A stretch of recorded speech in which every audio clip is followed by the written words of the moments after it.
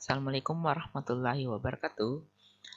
Oke, pada kesempatan kali ini kita akan masuk pada mata kuliah Studio Perencanaan Wilayah. Nah, jadi pada tema kali ini atau topik kali ini merupakan topik kita yang ketiga mengenai konsep pengembangan wilayah berbasis ekonomi, di mana kita sekarang masuk pada pembahasan konsep OVOP dan LEAD. Jadi sebelumnya kita sudah membahas konsep mengenai growth pole theory, kemudian kita masuk pada konsep agropolitan. Jadi sekarang kita masuk pada OVOP dan LED, di mana OVOP itu sendiri merupakan singkatan dari One Village, One Product, sedangkan LED adalah Local Economic Development. Oke, kita next. Jadi pada dasarnya pertumbuhan ekonomi merupakan peningkatan dalam kemampuan dari suatu perekonomian dalam memproduksi barang dan jasa.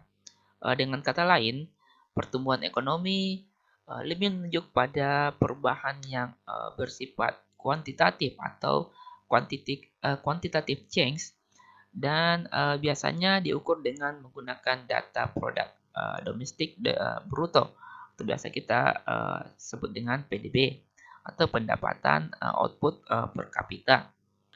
Pertumbuhan ekonomi juga sering diartikan sama dengan pertumbuhan seluruh aktivitas kegiatan usaha yang mengandung pengertian bahwa secara real terjadi penambahan pada kemampuan dari aktivitas kegiatan usaha untuk menghasilkan barang dan jasa final.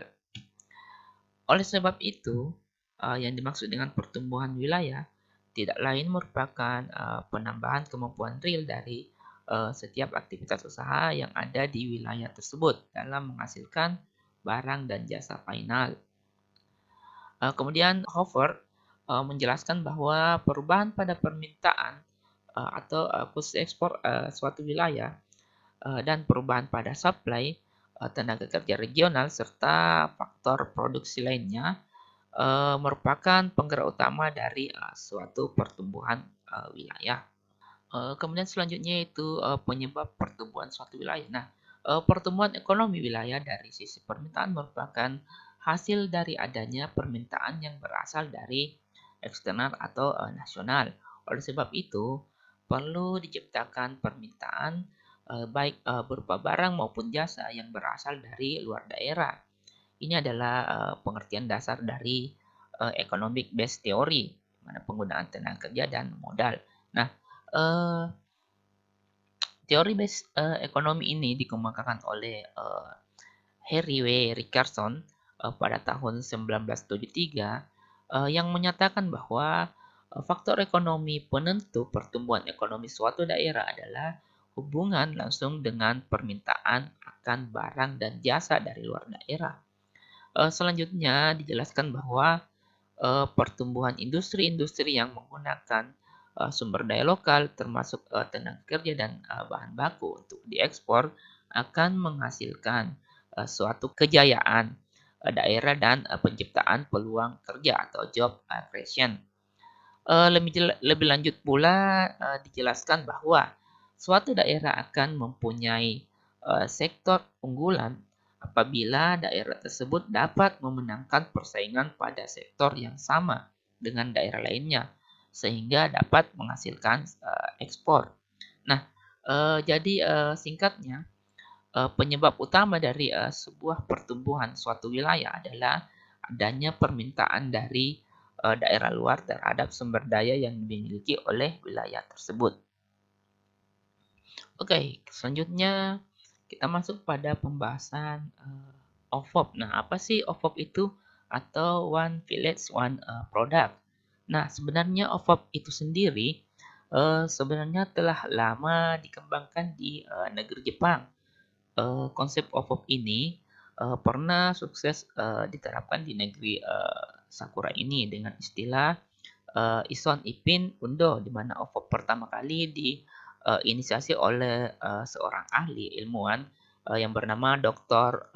Mirihiko Hiramatsu di provinsi kita pada tahun 1979. Nah, dalam konsep OVOP masyarakat diberikan pemahaman untuk dapat menghasilkan barang-barang terpilih dengan nilai tambah yang tinggi. Suatu desa diharapkan mampu menghasilkan satu produk utama yang kompetitif dan mampu bersaing di tingkat global, namun tetap memiliki ciri khas keunikan karakteristik dari daerah tersebut. Produk yang dihasilkan adalah produk yang memanfaatkan sumber daya lokal, sumber daya alam, maupun sumber daya manusia itu sendiri. Nah, dalam konsep OVOP ini, suatu komunitas lokal harus menciptakan setidaknya satu produk yang diidentik. Ya, tentu saja komunitas ini mampu melakukannya jika masyarakat memiliki motivasi dan ide-ide tertentu. Kemudian satu desa, satu produk. Tampaknya sederhana, tetapi ditandai dengan terminologi yang mudah dan ungkapan yang jelas bahwa untuk produk lokal yang tidak berpendidikan. Kemudian satu komunitas menciptakan satu produk yang dapat dipasarkan dengan merek yang identik dengan menggunakan sumber daya sendiri dan menyempurnakan produk, meningkatkan nilai, membangun merek sendiri dan barang dagangan di pasar global. Secara garis besar, latar belakang munculnya gerakan OVOP serta konsep dasarnya dapat disampaikan dalam tiga hal, yaitu yang pertama yaitu adanya konsentrasi dan kepadatan populasi di perkotaan sebagai akibat pola urbanisasi dan menimbulkan menurunnya populasi penduduk di pedesaan sehingga pedesaan menjadi kehilangan pergerakan dan gairah untuk bisa menumbuhkan roda kegiatan ekonomi. Yang kedua yaitu untuk dapat menghidupkan kembali gerakan dan pertumbuhan ekonomi di pedesaan, maka diperlukan pembangkit suatu roda kegiatan ekonomi yang sesuai dengan skala dan ukuran pedesaan dengan cara memanfaatkan potensi dan kemampuan yang ada di desa tersebut serta melibatkan para tokoh masyarakat setempat. Kemudian selanjutnya yang ketiga yaitu untuk mengurangi rasa ketergantungan masyarakat desa yang terlalu tinggi terhadap pemerintah daerah maupun pemerintah pusat, maka diperlukan untuk menciptakan sebuah inisiatif dan semangat untuk membangun dalam masyarakat desa, sehingga timbul rasa memiliki dan ingin membangun desa menjadi lebih baik. Selanjutnya, nah ini merupakan tiga basic dalam prinsip OVOP atau One Village One Product. Yang pertama yaitu lokal yet global, di mana yang dimaksudkan di sini merupakan komoditas atau produk yang bersifat lokal ternyata bisa menjadi komoditas yang uh, go internasional, di mana komoditas atau produk lokal harus terus dikristalisasikan dan dijaga mutunya hingga sebaik dan sebagus mungkin serta ditingkatkan setinggi mungkin baik dari segi isi atau konten maupun kemasannya atau konteks agar dapat mendapatkan perhatian dan penilaian dunia. Kemudian prinsip yang kedua yaitu self reliance and creativity atau usaha mandiri dengan inisiatif, di mana gerakan OVOP ini atau One Village One Product harus timbul dari masyarakat masing-masing, di mana pemerintah hanya perlu memberikan fasilitas dan kemudahan supaya daerah bisa berkembang dan memanfaatkan potensi yang ada menjadi lebih baik. Kemudian prinsip yang ketiga yaitu human resource development atau perkembangan sumber daya manusia, di mana sumber daya manusia yang ada serta masyarakat harus diberikan pengetahuan mengenai gerakan OVOP atau One Village One Product serta pengenalan potensi daerah yang ada sehingga mereka bisa menjadi penggerak dari gerakan OVOP di daerahnya masing-masing. Oke, selanjutnya yaitu penerapan model OVOP untuk pengembangan wilayah di negara-negara ASEAN. Jadi model OVOP ini dianggap sangat cocok untuk dikembangkan di atau diterapkan di beberapa negara-negara di Asia. Nah, adapun dasar pemikiran dari model OFOF ini, mengapa dianggap cocok untuk pengembangan wilayah di Asia? Yang pertama yaitu rasionalitas ekonomi, di mana sumber daya yang terbatas secara selektif dan terkonsentrasi untuk mengembangkan produk tertentu yang nilai tambahnya sebelum penjualan adalah proses yang sangat rasional dalam istilah ekonomi. Kemudian yang kedua yaitu pemberdayaan masyarakat, di mana proses pengembangan produk meningkatkan peluang interaksi antar warga lokal dan pasar eksternal, meningkatkan kesadaran dan mendorong keterlibatan aktif di antara warga lokal. Kemudian selanjutnya yang ketiga yaitu semangat dan partisipasi komunitas. Secara tradisional, budaya Asia menekankan ikatan yang kuat dalam komunitas lokal.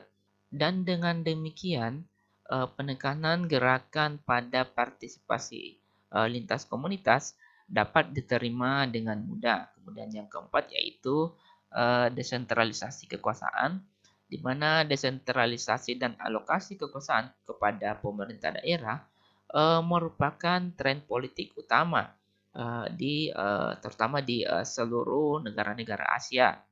Kemudian gerakan tersebut memberikan contoh bagaimana daerah setempat dapat meningkatkan kontrol dan kemandirian ekonomi mereka. Oke, selanjutnya, nah ini yang perlu dipahami secara benar dalam konsep OVOP. Jadi ada beberapa pertanyaan-pertanyaan yang sering muncul ya mengenai konsep OVOP ini. Yang pertama misalnya ini, produknya apakah harus ada satu atau hanya ada satu? Nah, jawabannya itu tidak perlu. Jadi dalam konsep OVOP ini tidak dibatasi dalam hanya ada satu produk, tetapi intinya asalkan produknya itu unggul dan dapat membanggakan atau dapat bersaing ke pasar global, kenapa tidak lebih dari satu. Kemudian pertanyaan selanjutnya yaitu mengenai unitnya harus ada di desa. Maksudnya sini apakah unitnya itu harus ada di desa? Nah, tidak. Jadi dalam konsep OVOP ini bisa berkembang pada skala wilayah yang lebih luas lagi.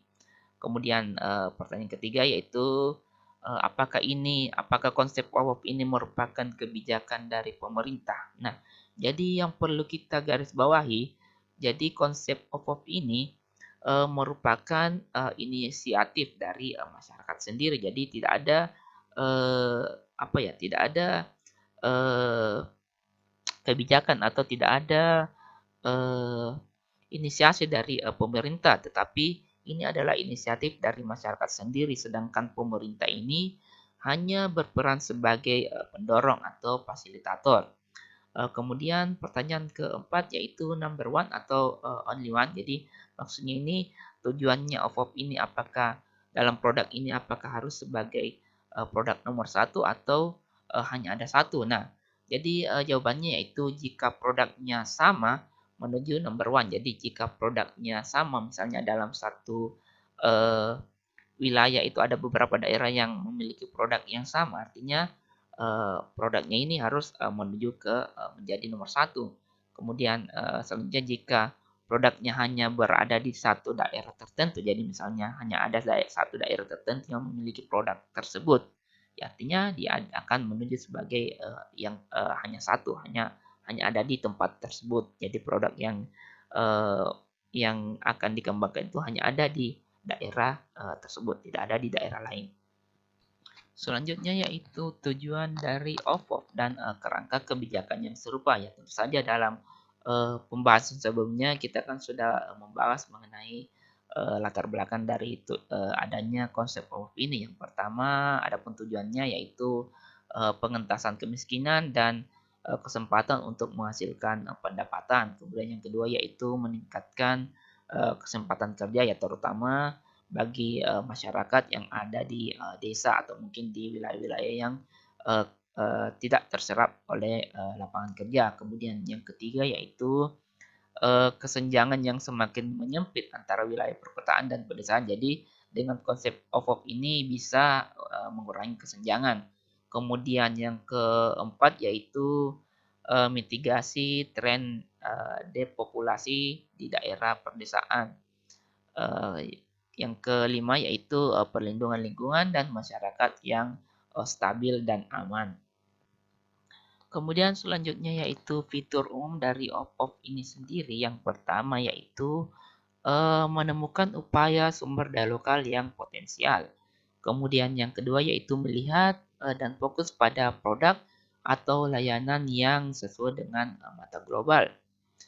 Yang ketiga yaitu menjelajahi kemungkinan pasar baru atau ekspor domestik. Kemudian yang keempat, peningkatan kualitas produk jasa ke tingkat yang dapat dipasarkan dan nilai tambah yang lebih tinggi.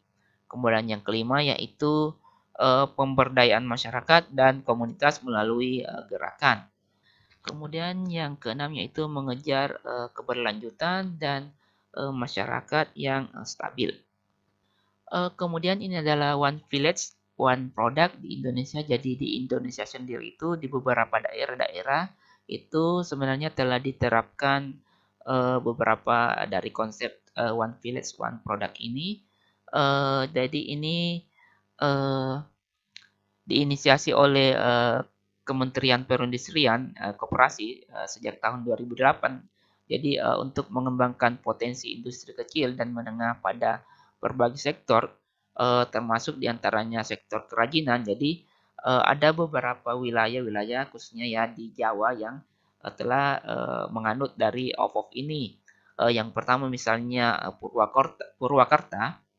Yang pertama misalnya di daerah Purwakarta ini ada kerajinan gerabah atau keramik hias yang sudah menuju ke OFOP, kemudian Tasikmalaya berupa anyaman, kemudian di Pekalongan berupa tenun dan anyaman akar wangi, kemudian ada di Boyolali kerajinan tembaga, kemudian ada juga di Bantul sama dengan sebelumnya yaitu gerabah dan keramik hias.